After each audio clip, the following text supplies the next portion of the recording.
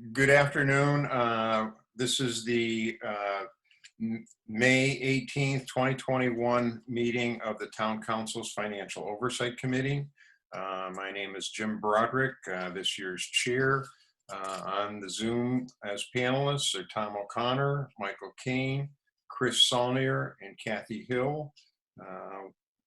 We assume joining us a little bit later will be Rich Fakiro, the other member of the committee. Just want to ask formally if anyone besides LCAT is recording the meeting. And hearing no one, we'll assume the answer is no. And also just want to state that this meeting is being held via Zoom in accordance with the governor's orders of March 16th, 2020.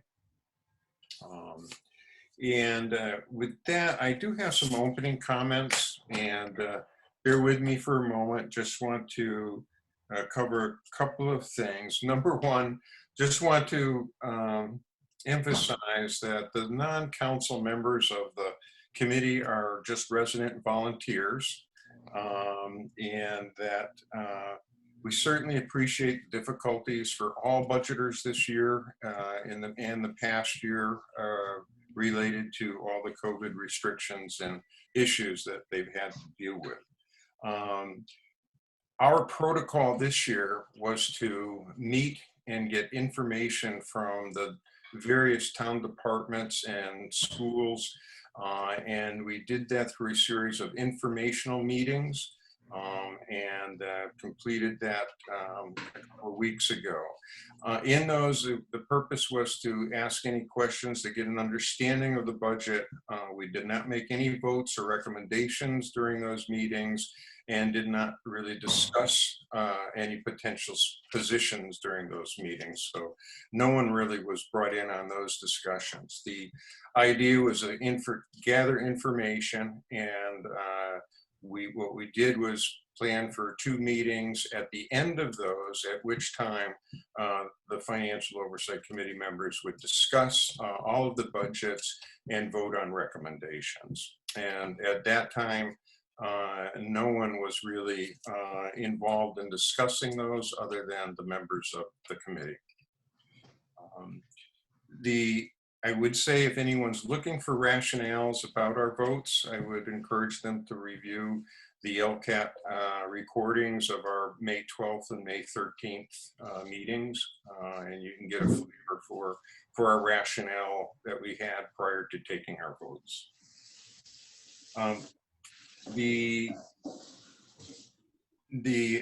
Wanted to just say again, our purpose is really a question of balance, a balance in the budget, and also to have the interest of all taxpayers in terms of the budget, and so we look at it in that fashion.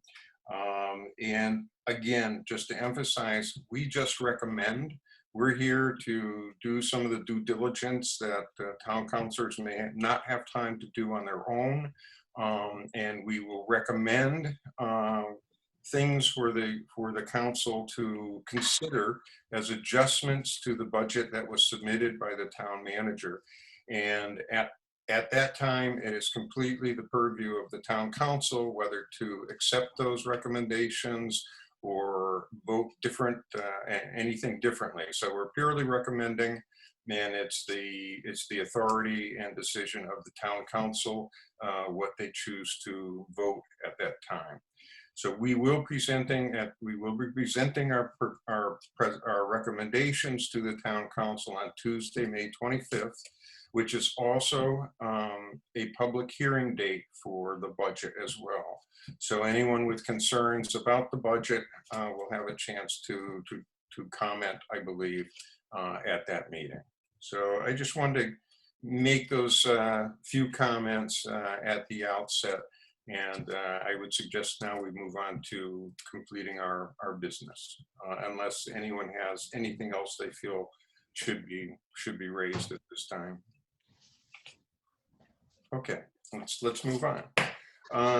So the first order of business would be to review and approve our meeting minutes of May 12th and May 13th.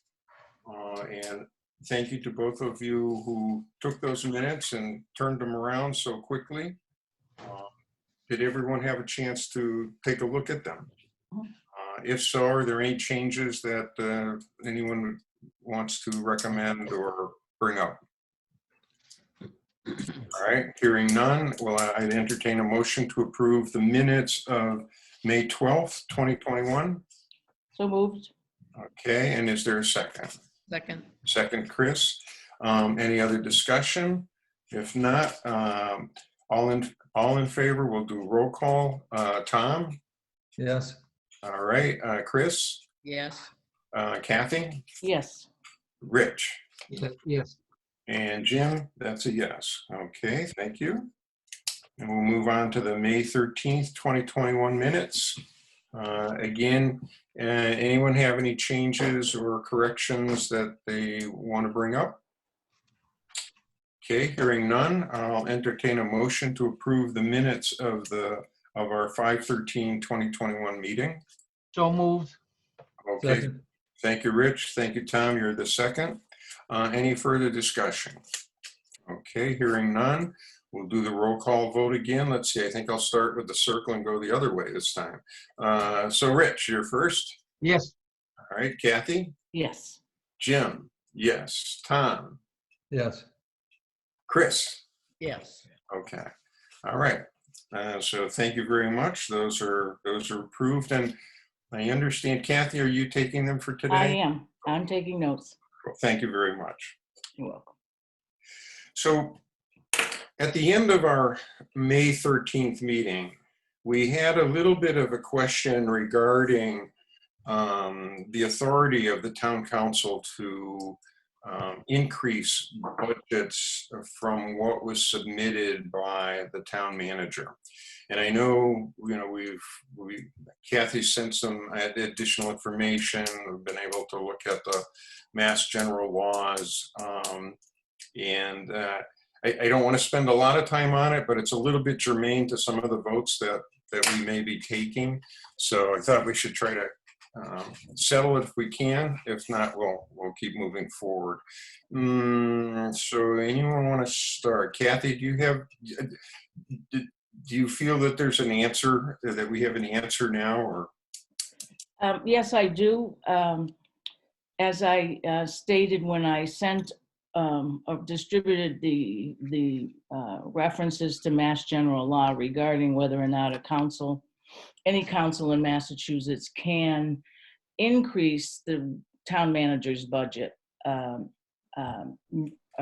own town manager was good enough to do the legal research on that, and she provided two excerpts, or the actual wording, I should say, they're not excerpts, of Mass General Law, Chapter 44, Section 32 and 33, that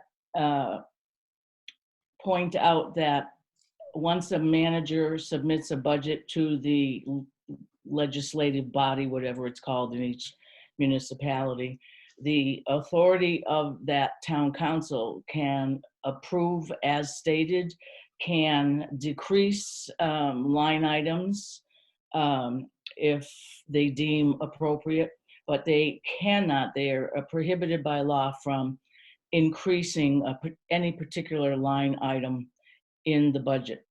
Section 33, if I'm recalling it, speaks to the authority of the council to allocate money after a certain amount of time if there is an absence of the manager's budget submittal.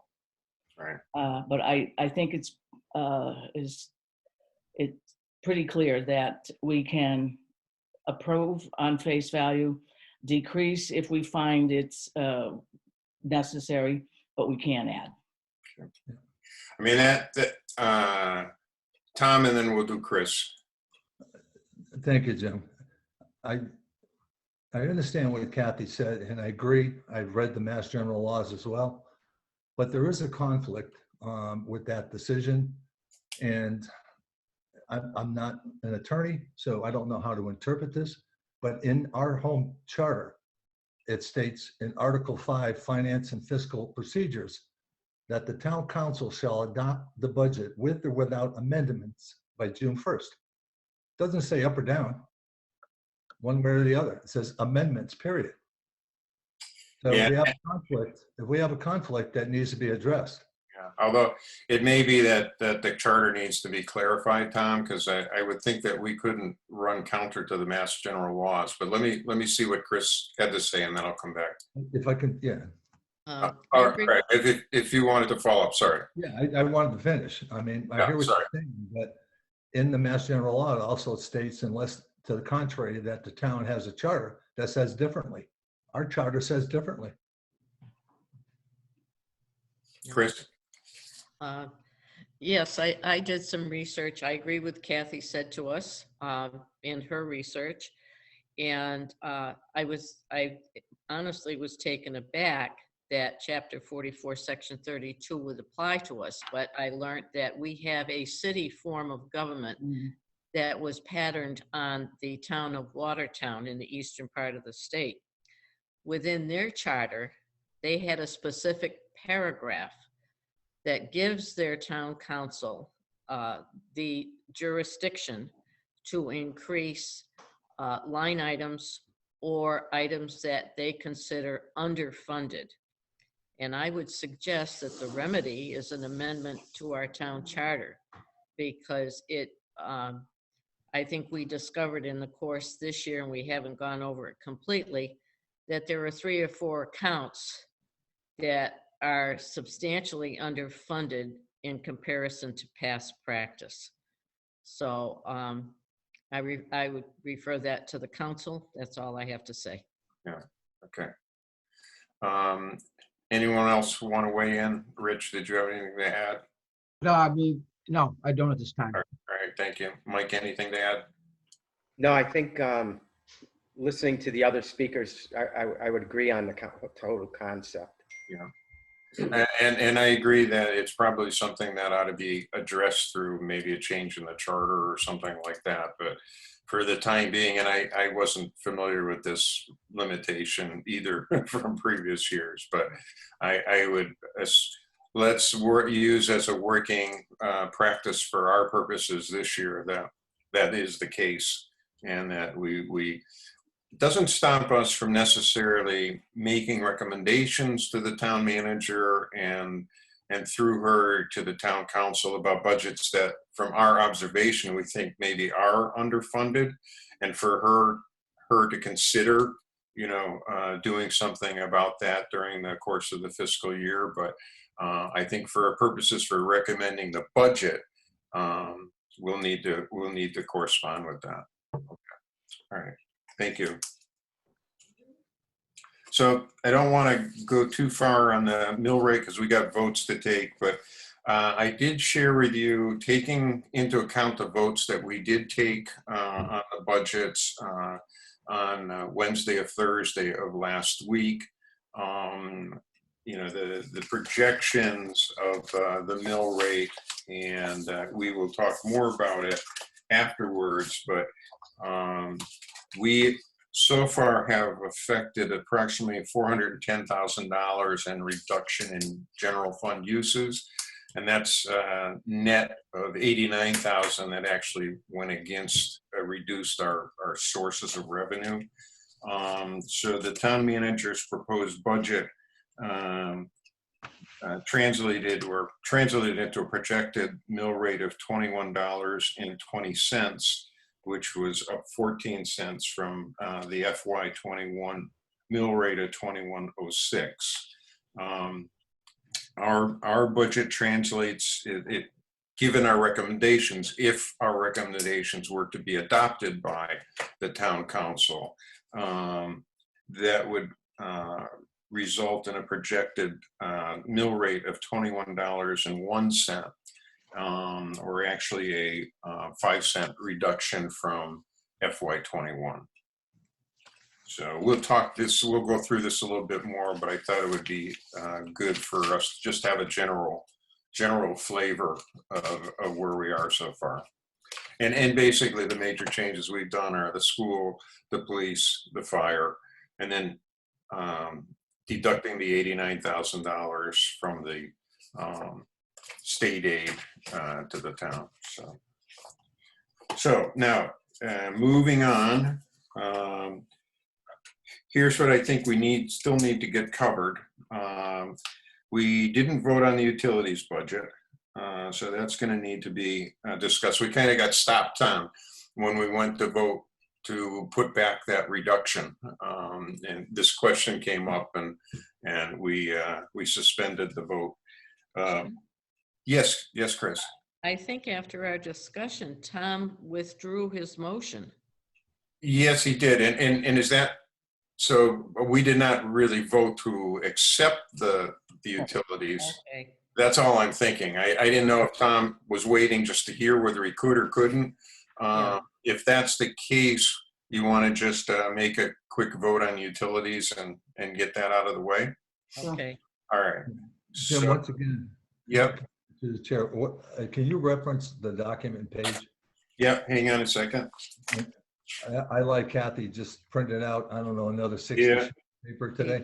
Yeah, this one is 14 pages long, so my apologies. If I knew how to send it electronically without it getting all mucked up, I would. But when you open it electronically, all sorts of weird things happen. And Yeah. Page Page 8, Page 8, out of 14. page 8 is 429 is the reference number. Page 8, 429. so this is the new one that was sent. That's 14 pages long, and it's page 6. Oh, different. This is a new grouping with the kind of the updated information in it. So this includes our recommendations, the ones that we've taken so far. So in this one, it's page 6, and the utilities, gas, electric, oil is account number 429, which was $1,071,800 last year's budget, $1,869,300 this year's proposed budget, for a reduction of $2,500. So Tom, would you want to make a motion to approve the FY22 budget of $1,069,300? Sure. I move to approve the utilities budget of $1,069,300 as submitted. Okay, do I hear a second? Second, Okay. Any discussion? Okay, we'll do a roll call. Rich, yes. Kathy, Yes. Chris, Yes. Tom, Yes. and Jim. Yes. Okay. So we had, as Kathy alluded to, a ton of emails coming back and forth. A number of them were to get some clarification to some of the questions that we were asking about some of the budget items. So if you haven't read them all, I can understand. And I don't propose to try to go through every one of them. What I would say is, let's see if we can get through our votes. And if there's something that's critical to taking the vote that we didn't get clarified, we can try to address that. And if we have time, we'll come back and see what items under the clarification we still need more clarification. We can always do that as follow-up. But I would say that's at the end, not now. So the next big item, and here's what I have on my list. We got to go through our capital projects and decide on the 4 that we raised questions about. I'm not sure that we voted payroll tax and workers' comp, only because the issue of question of whether we could build in reductions of those benefits based on our recommendations for reductions in the budget. And then we have to look at Stabilization Fund and the OPEB Trust Fund and the real estate abatement budget. So those are the ones I had on my list that we needed to still address. So the first would be the capital projects, and on the 14-page handout, that starts 10. Starts at page 10. Yes. Yes. And the items that we had asked about, not necessarily disagreed with, but asked about was the generator at the police, which was also tied to the generator, the town hall trailer mount generator. And the question had been, we thought there were some town funds that needed to be expended. Chris, if I understand the email I got, I think Mary was confirming that it is all grant Yes. and it wasn't, okay. The one we got today, the response we got today? Yes, yes. So does that answer your question on that? Yeah. Okay, all right. And our other questions were let's see, I think it was Heritage Park and the sidewalks are basically the other two that we had to address.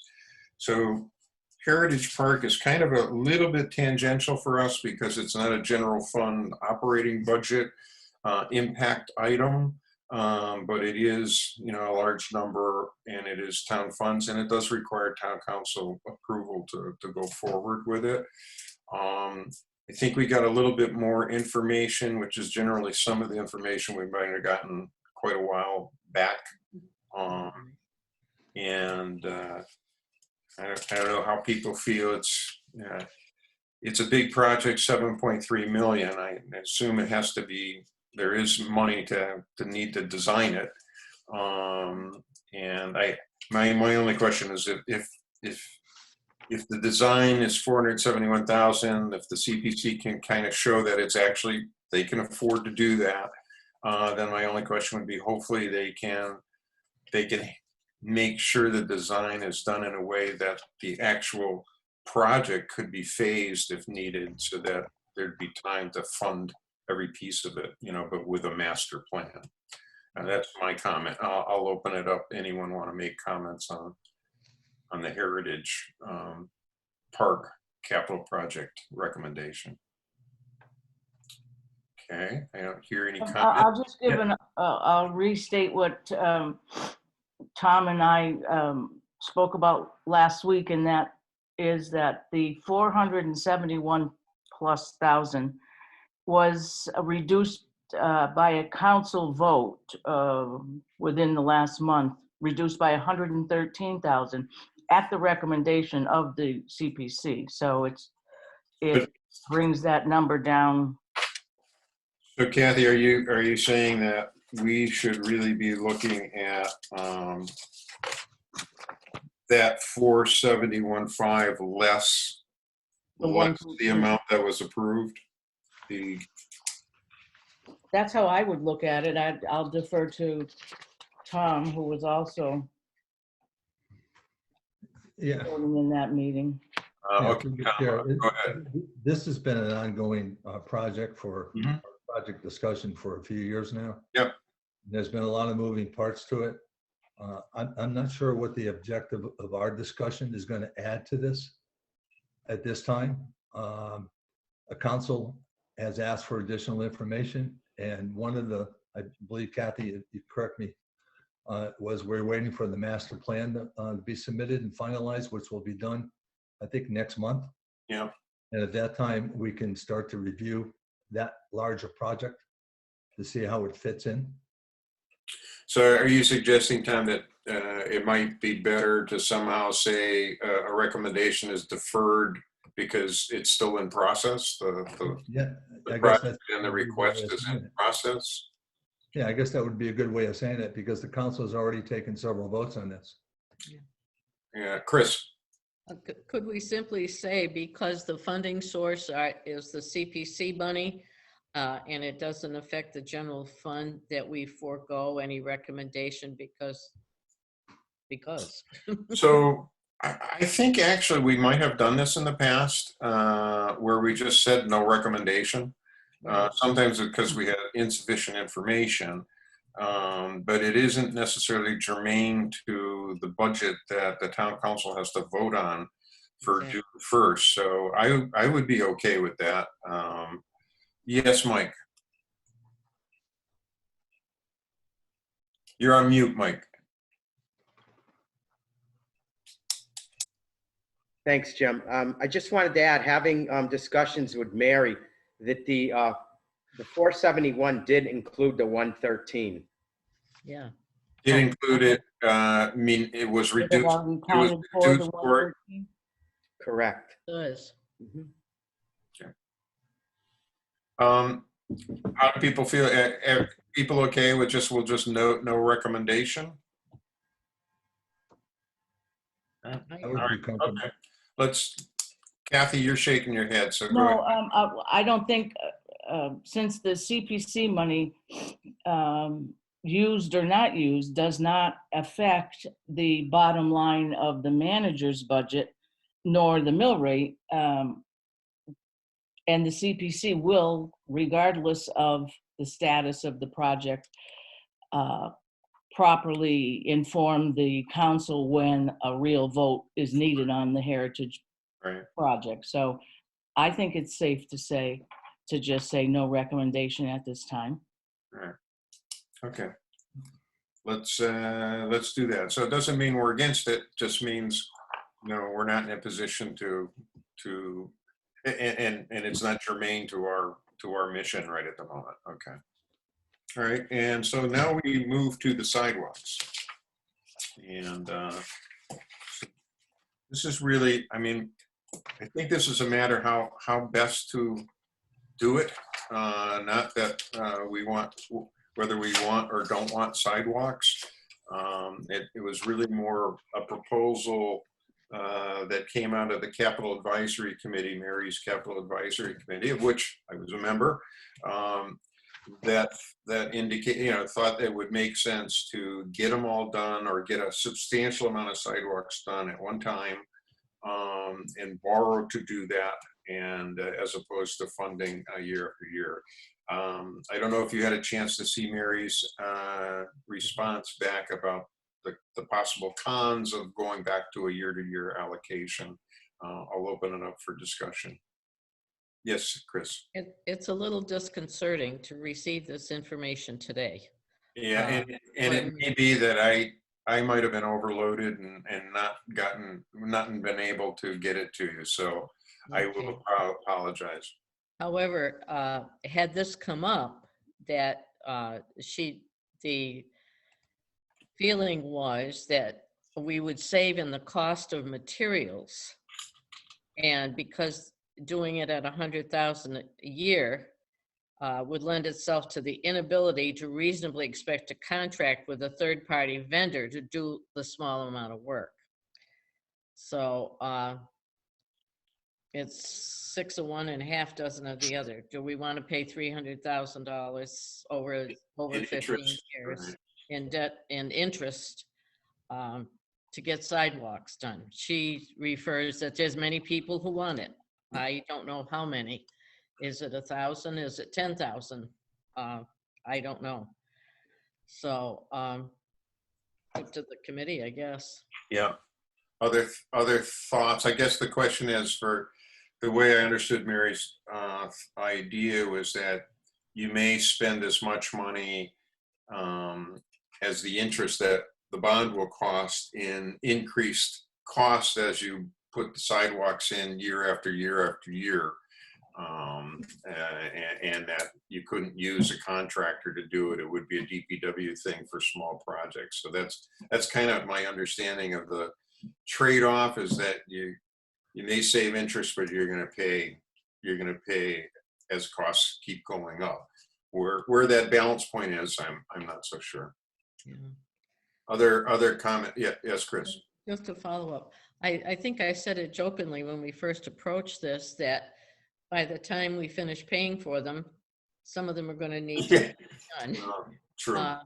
And certainly there are new sidewalks in town now that have been done and well done. I'm thinking of the ones, for instance, on Parker Street, and a very nice job done. I don't know if it was our DPW fellas that did that, but how many, I'm not familiar with the sidewalk plan, so maybe I should reserve my remarks, but I was just concerned about paying interest for sidewalks. Sure. Yeah. Any other comments? Yes, Tom. Yeah, I have a lot of questions as well. I think we started this process, I want to say at least 10 years ago, Mhm. with a town meeting vote, and there was an individual that came forward and asked for monies. Right, I was on And the Appropriations Committee at the time. yeah, and I was on Capital, and at that time we agreed to fund it at 75,000, 75, yes. and we're now up to 100,000. And I don't know what 100,000 gets us. And as the discussion is, the discussion we're having revolves around, sounded like you said, Mary said it's a third party that's going to do the work. In the past, our DPW has done some of the work. In order to do that amount of work, and I understand it's got to be done in a 2-year time frame, that it would be a third-party contractor that they would contract to have it done. Yes, Bruce made that very clear, and when we discussed this with him back when he was on with us. Whereas some of the smaller projects, I think the DPW has done some of that themselves, and some, they've contracted, I believe, as I recall. Yeah, so which decision that we make has a lesser impact on the current taxation of the town?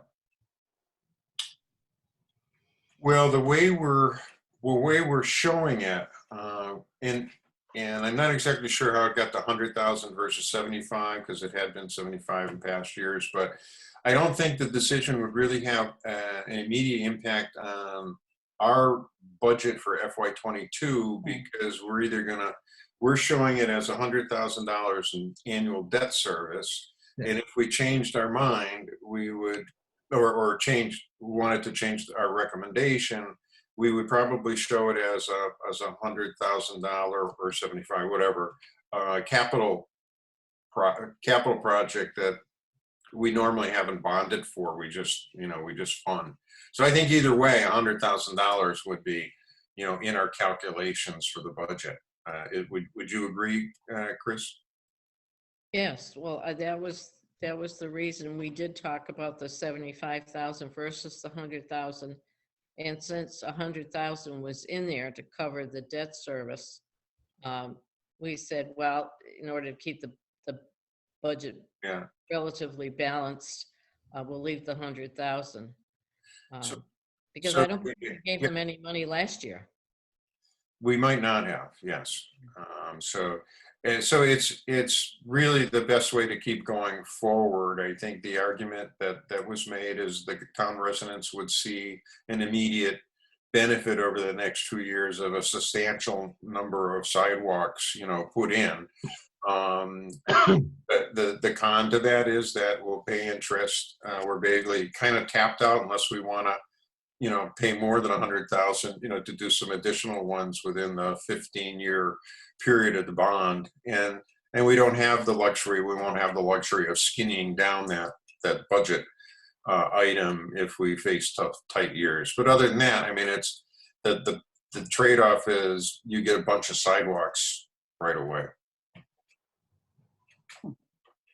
I mean, I think in Mary's memo, she makes a point that obviously it's very abstract, that by doing it quicker, we're going to save money on materials and supplies, etc. So there could be some of a trade-off there.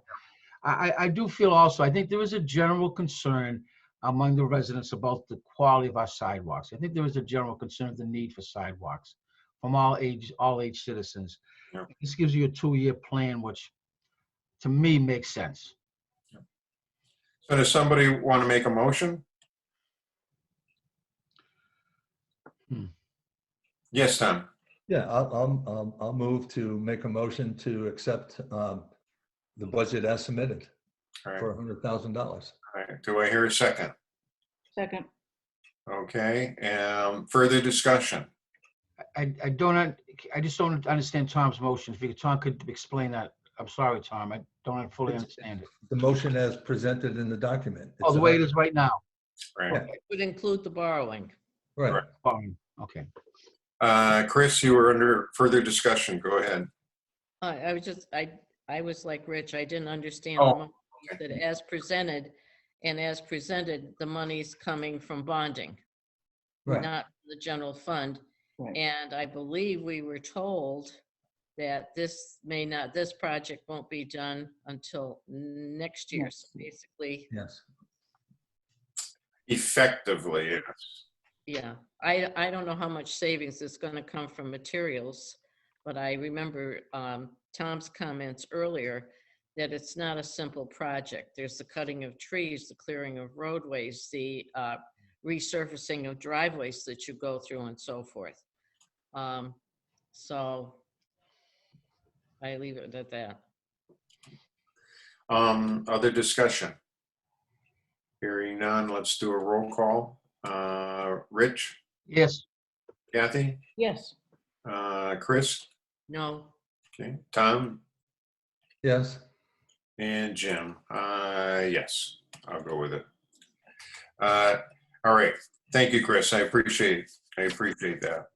I think there's good arguments to be made on either side of that. And the town council may decide a different way, so.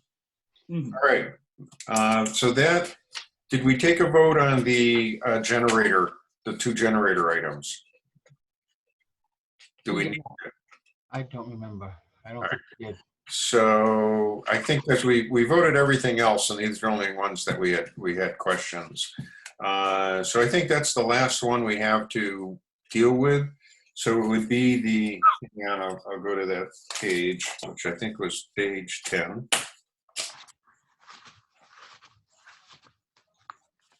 And it's the police new generator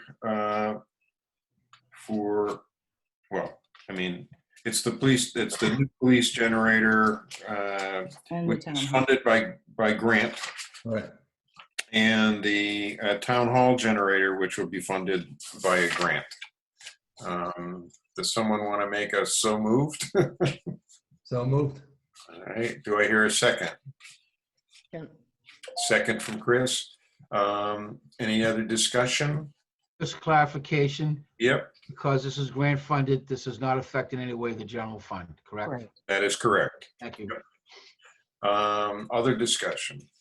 All right, hearing none, we'll do a roll call. Let's try starting with Tom this time. Tom? Yes. All right, Rich? Yes, Kathy? Yes. Chris? yes. Jim? Yes, okay. So that brings us through the capital projects. And then I had here payroll and workers' comp, because I think there was a question raised whether there was some way to incorporate or account for possible reductions in those budgets, if there was reductions in the full-time salaries budgets of the departments. I did send you something. I did inquire that and kind of ran that up the flagpole with Steve and Mary. I think I probably only got it last minute in terms of some of the complexities of trying to do that.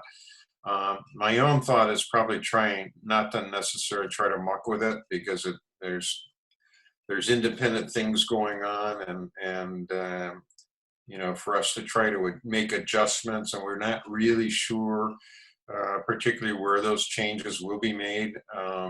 That I'm not sure it's worth us trying to make changes to it. So from my vantage point, I would suggest we, unless we have a problem otherwise, we vote to approve them, but I'll open it up for discussion. Anyone have a different thought? Yeah, I think it, through the chair.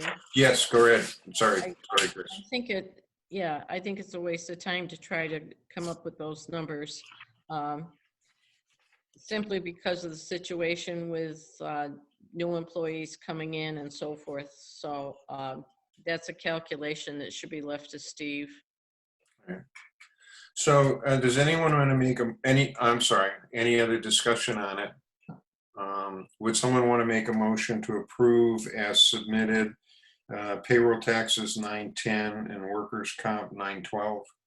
So moved. And do I hear a second? All right, Rich, your second. And discussion, further discussion? All right, hearing none, we'll do the roll call. Kathy, we'll start with you this time. Yes. Okay, Jim, yes. Tom? Yes. All right, Chris Yes. and Rich. Yes. Okay, so we've got those out of the way. So we're now down into the other items, and that includes stabilization fund. So I think that shows up.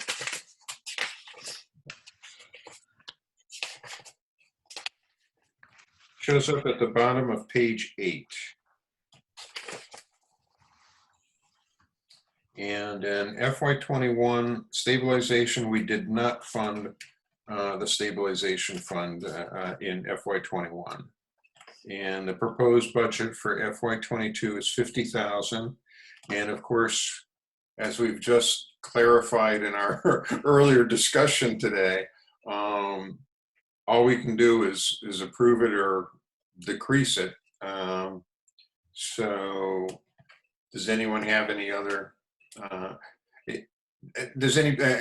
regardless of that restriction, in terms of how one feels about the stabilization fund, are there any thoughts that you want to get out in case not through the budget recommendations, but through, just aside recommendations, not pertaining to the FY22 budget, but pertaining to observations of the FOC that might want to consider? Yes, Chris. Well, in all these instances, the stabilization fund, the OPEB fund, compensated absences fund, and the real estate abatement, I think they're all underfunded. We did not give anything to the OPEB fund last year. The year before, we put in $2 million because it's future expenses that we're going to get hit with, and it has the chance of making interest for the town. Stabilization, although relatively stable, I think $50,000 is a token, and the same for the compensated absences fund. The one I can speak to with experience is the real estate abatement fund. When I was on the Board of Assessors, an elected official, the abatement, the overlay account ran at about $325,000 because that takes care of the exemptions giving to the elderly, to the blind, and to the veterans. It also covers uncollectible personal property. It also covers appellate tax board cases where it's usually industrial and commercial property, so there's a hefty tax bill involved. And it also covers uncollected real estate.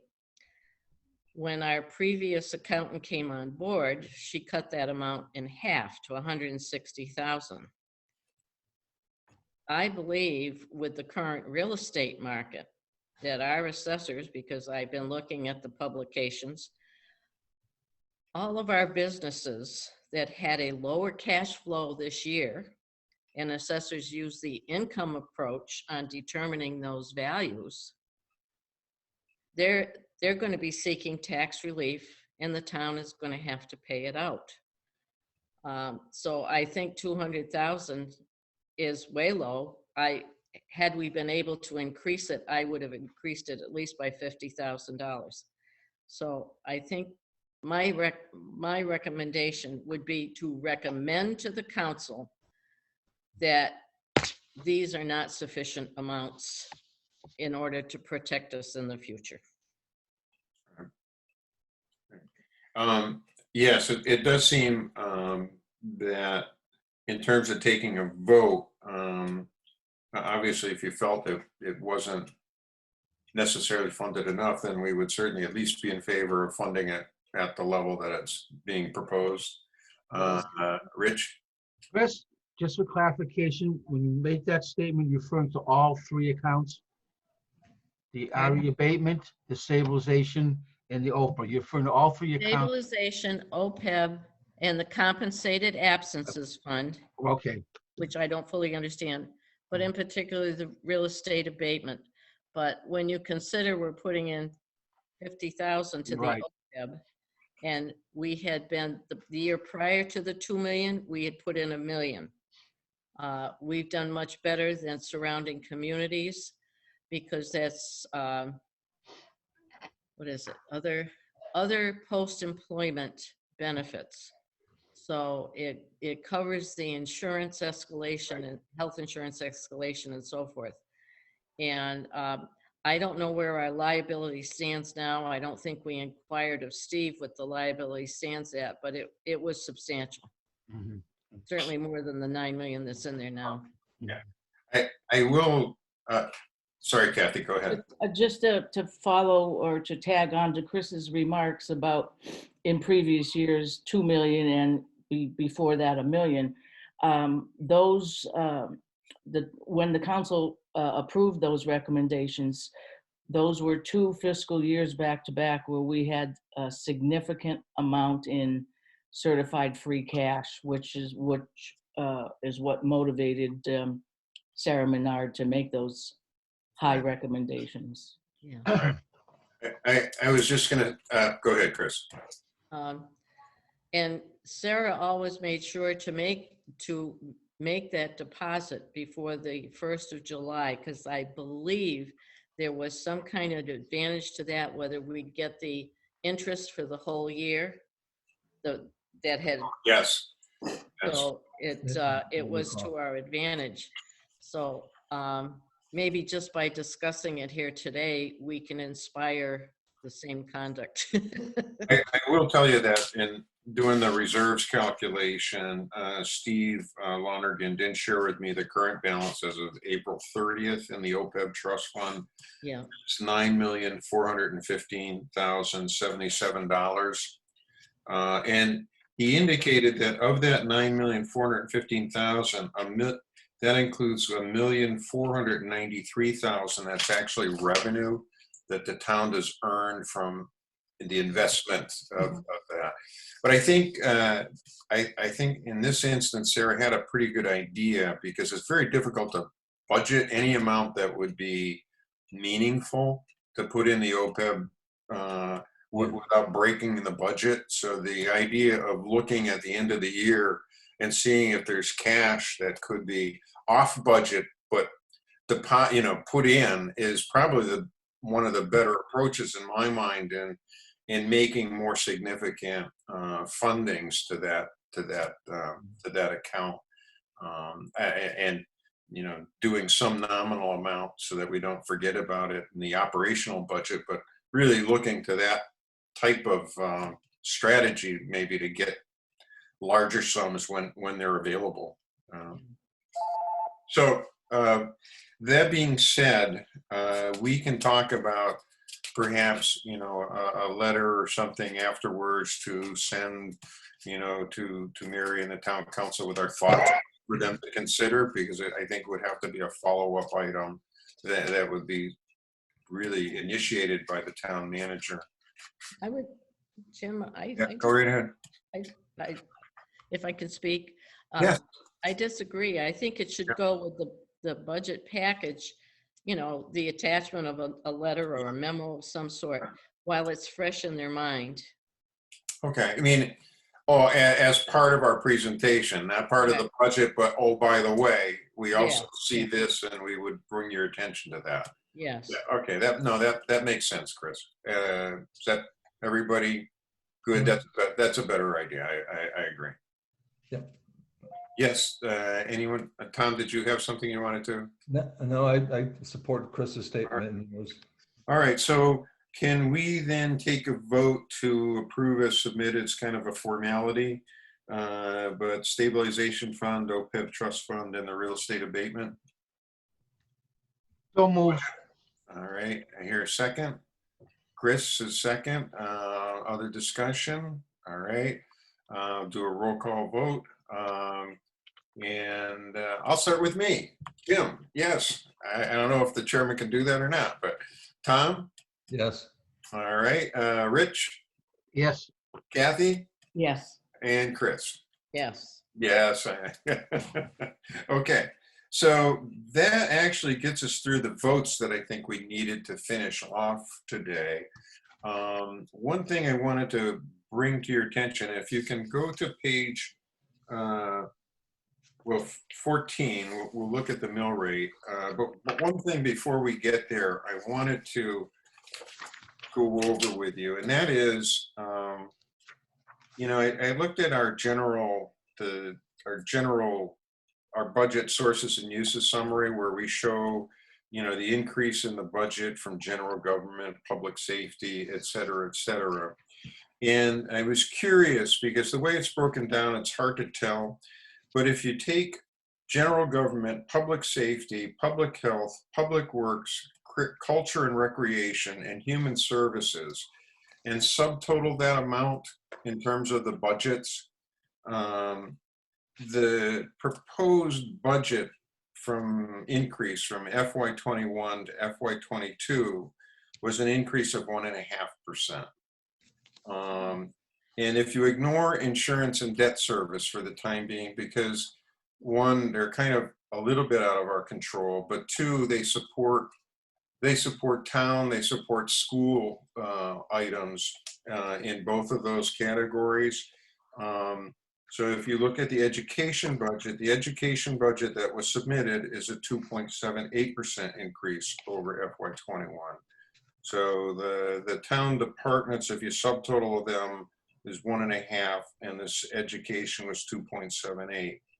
If you look at our recommendations, and again, looking at a subtotal of the town departments exclusive of insurance and debt service, we recommended $95,000 in reductions for an overall $128,000 increase in the budgets for FY22 versus FY21, or a 0.9% increase. And our recommendation that we voted on the school budget represented a $404,000 decrease from the request, but it represents a $475,000 increase in the budget from FY22 to from FY21, and in actuality a 1.5% increase for the school budget versus the 0.9% increase that we're recommending for the town departments. So I just thought we haven't really looked at it that way because the numbers don't categorize it that way, but I thought it would be interesting just to go over that with you.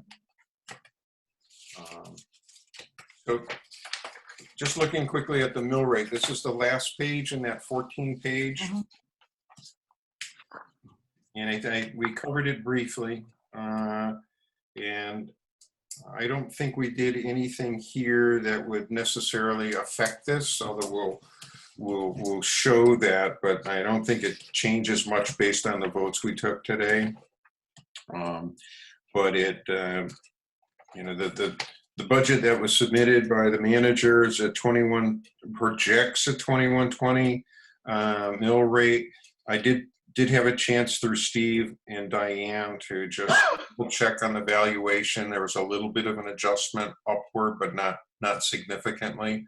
So it's a little bit different than what you look at on your first page of the preliminary sources and uses. And that was representing a 14-cent increase from FY21.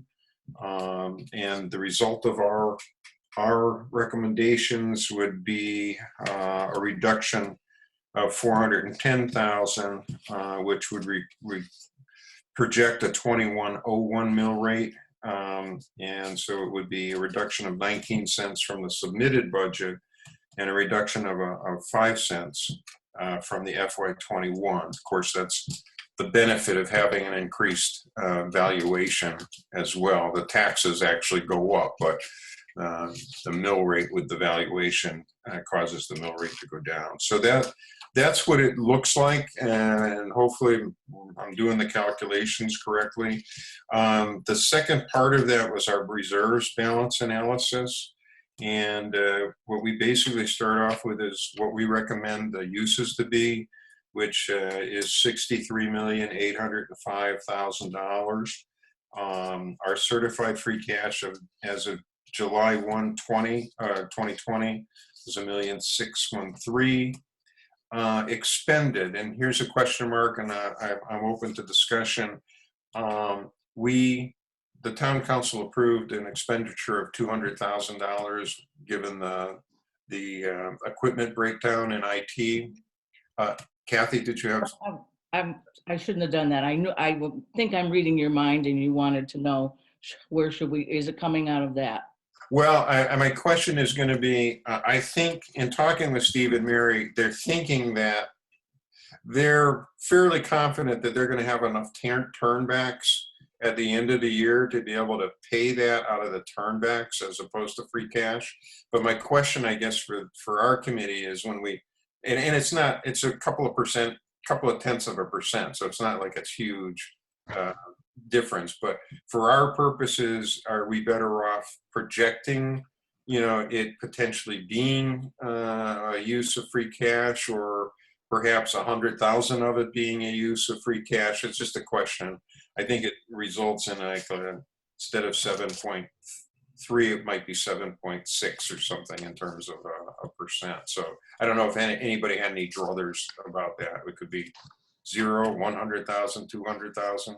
Any strong feelings, Kathy? I would say let it lie, and trust the instinct that Steve has about the turnbacks. He's got a good handle on what the third quarter line item balances look like, and we're 5-6 weeks out before we're finished with fiscal 21. So both he and Mary appeared confident that they could manage the need to make that emergency purchase and wash in a legal way against the turnback.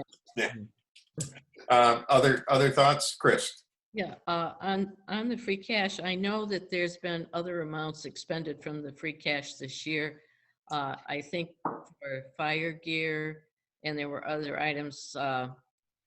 I had watched some of the council meetings, so there might be $75,000 or $80,000 that has come out.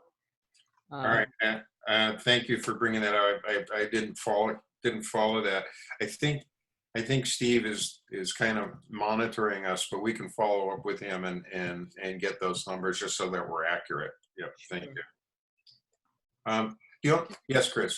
I'd like to make a comment about the mill rate, and I'd like to go back in history a little bit when we did have an appropriations committee, and it was the major concern that we were doing a slow pace towards a $25 per thousand mill rate. Yeah. When that happens, we hit the Proposition 2.5 wall. And, it's going to affect new growth. It's going to affect who gets increases. It's going to affect the number of employees and so forth.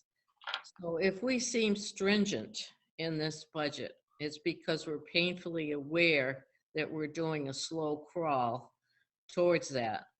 And I would remind folks that Longmeadow is at 24, 29, something like that. And they've been, past 2 years, have been trying to get the town to support legislative relief. Springfield has tried that for years. They've hit that quite some time ago. It isn't easy to balance that budget under those conditions. You have to make some very difficult choices. So, if our neighbor is experiencing difficulty, and as long as Citizens for Limited Taxation has a lobby in the State House, I don't believe relief is going anywhere. Thank you for that. Thank you for that perspective. Good point. Okay. So Kathy, my only thinking was, I always remember from one of my sales classes, the waitress rule. And that is always make sure you under promise, and overachieve. So I think the only thing, the one thought I had was, it doesn't really hurt the calculations, and if they get it all from turnbacks, that's wonderful. If they don't, it's not that we didn't really project that they might have to. That was my only thinking. Yep, I agree. So, they might get 100,000 of it in and we could put 100, but I think maybe it might make sense to reflect something because we don't know it's hard to know for sure. And if they do, that would be terrific. How would you feel? Yeah, yes, Tom, go ahead. Jim, I just wanted to add on to Chris's statement, and that is, while we may seem stringent in our expenditures, we're looking at this at a global level within the town. We know that things are increasing. Next year is the full assessment year. Yes. And we know how that impacts our taxpayers. So any relief we can give them, especially with this past year of pandemic and challenges in the revenues that all of the families have, businesses have lost. I think this is a prudent move, and I think it's the right move. Sure. Thank you, Tom. Thank you for that comment. So anybody feel strongly about leaving the 200 in with the understanding that the town manager and the finance director may very well beat that? And I don't think it would be material to the conclusion of the analysis, Kathy. So just continuing, so the stabilization fund is at 3,252,125. So the total reserves that I traditionally have thought of as our reserves stood at 4,665,433, or 7.3% of our total uses, of our projected FY22 uses. And as the footnote goes, our kind of rule of thumb for many years now has been, it's good to stay somewhere between 5 and 10%, and we're right in the middle of that. Right in the middle. So we're not overly, we're not excessive, but we're not near the bottom either. And we started doing this when Sarah said there's another calculation that the state does that also includes your OPEB trust fund balance in terms of overall reserves. I don't look at it as, that included in the 5 to 10% rule, but I think it's good to show it because we do have a fairly good balance in there. So when you add the 9.4 million in, we have total reserves, restricted and unrestricted, of 14 million, or over 20%. So that was just that was the exercise we've gone through last year, and I wanted to kind of update it this year and run it by you.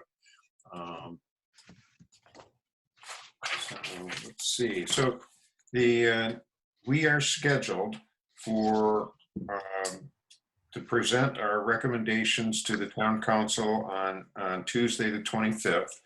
I guess the question I pose to you is, do we need to meet again? I think we finished our recommendations. Do we need to meet to review our presentation? Or I guess I'll throw it out to you, how you feel about that. Well, Yes, Tom. Yeah, I think we had a brief discussion on this a couple of meetings ago. Yeah. And the format that we've used in the past, I thought was a very good format, and the presentation was well received and understood by all.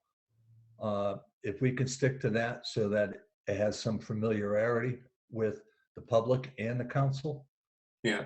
I think that would go a long ways. And that should be just a matter of taking the template we've used before and plugging in the new numbers. I agree. I think the things that I'm thinking of, Tom, is more in messaging, because we have, I think we want to do a good job of making sure the council understands our vote on the school budget and our other budgets. But also we have the whole issue of the COVID funding, where, the vote may take place and you have a final vote for the budget and have a budget in place, but I believe we said we needed to kind of make sure that the town council understands that we're going to get some more information, and that may affect, you know, how we want to treat some of the budgets. So there may be a coming back, you know, to do some kind of amendments or whatever once more information is obtained. And hopefully it'll be for good, you know, for a good reason as opposed to bad.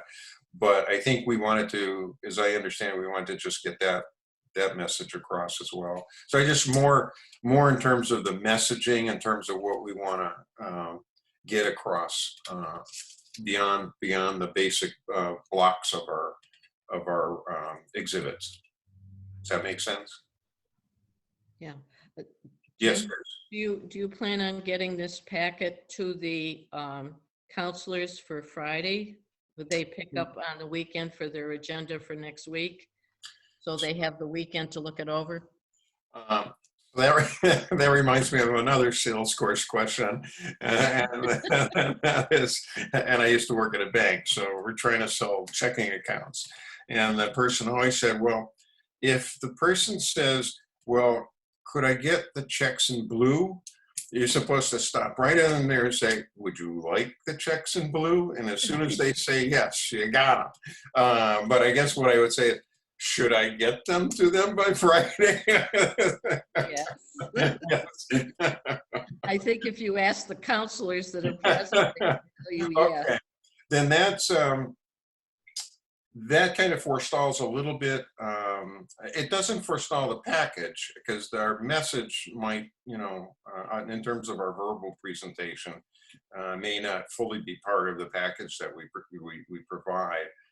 But it does mean we should get that. And I don't think we have time other than Friday to meet anyhow, given the public meeting rules. So we could go ahead with the guts of it, and I could certainly send out the update of what we have and the guts of it. I think the message part is the part I just want to, and if you don't mind, I might work a little bit with Chris in forming that, and then maybe sending it for people to take a peek at individually and give comments on. So we'll target to have the basic package for the counselors by is when on Friday would you suggest that it be available? Late, I think you should be there late morning. Kathy, you better know than I do. Our clerk typically sends the known agenda and the backup by mid-afternoon. Okay, so we want to get there But basically by Mike's here lunchtime. with us, so I'll defer. Yeah, and the way the formats are, it's very difficult to put it into an electronic format unless I scan it like we did, you know, we did for this. Should we plan on hard copy packages, or should I plan on doing a scan and trying to, you know, make that available, or both? When you scan it, won't it come as you're going to export it as a PDF? That's really, we received many documents like that from the clerk. So it would be similar to what you received, the 14-page Right. that you received today. Is that which you would get? Is that would be something if I provided that to like Jeannie, would she be able to? Yes, you distribute it just need to give somebody? it to Jeannie and she takes it from there. Mike, does that sound reasonable to you? Does it certainly lightens her her workload as well, and we're used to receiving documents All right. in that format, and I don't believe any council member will have any problems opening it in a PDF format. So we'll move to update based on what we've all discussed, what our recommendations are and how they show in our basic presentation spreadsheets that are similar to what we used last year. And then if you don't mind, could put a little bit with Chris one-on-one in terms of the message and what gets written and getting out by Friday and what doesn't. We'll try to share all that with you, so if you have a comment, you can reach me and let me know. So in that instance, do you feel that there's any need for us to post the meeting for any time before Tuesday? Do you want to post one for Monday as a just in Well, case? that's what I was wondering, in case there's anything that needs to be dealt with prior to that. That might be a good idea. But Rich works on Mondays. No, I'm okay this Monday. That's the 24th? Yes. It is the I'm 24th. available anytime that day. Okay. I like Kathy, you're on mute. I have a preference for posting it if we need it. If not, just let Jackie know. Yeah. Yeah. Better be safe than sorry. All right. Yes, thank you. So what time works for most people? Is 1:30? Is 1:30 still good, or something else? 1:30. 1:30 is Okay. good for me. So I'll get a posting for Monday at 1:30 to use if we need it. Yeah. Yeah. All right, makes sense. Well, thank you all. So I will now say, is there anything else we need to cover this afternoon? All right. Yes, Chris. I'm gonna open my big mouth and make some comments. First of all, I don't believe that this committee, duly appointed by the charter, as was the planning board subcommittee, as was the licensing subcommittee, as was the charter review committee. These are all appointed by the town council to help them with decisions. That's number one. Number two, I don't believe any decision made by this committee was arbitrary. They were all calculated and looking globally at the town budget.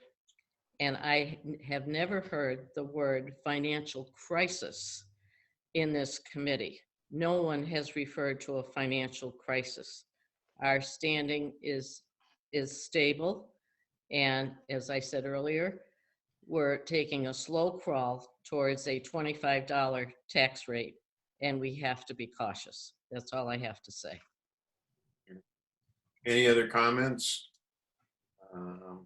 Hearing none, anything else we need to cover this afternoon? All right, thank you, Chris, for your comments. Then I will entertain a motion to adjourn. So So moved. moved. Second. That was everybody, whoever's taking. All right, we'll give Chris the so moved, and Rich, are you the second? Sure. Yeah, all right. I won't ask for discussion, assuming none, we'll do the roll call. Tom? Yes. All right, Rich? Yes. Kathy? Yes. Chris? Yes. And Jim, yes.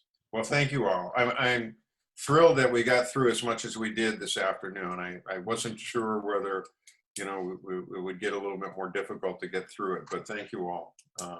Great job. I appreciate it. Thank you, Mike, for sitting in with us. All right, Thank you all for your Thank time. you all. Don, I think we're done. We are now adjourned. Okay.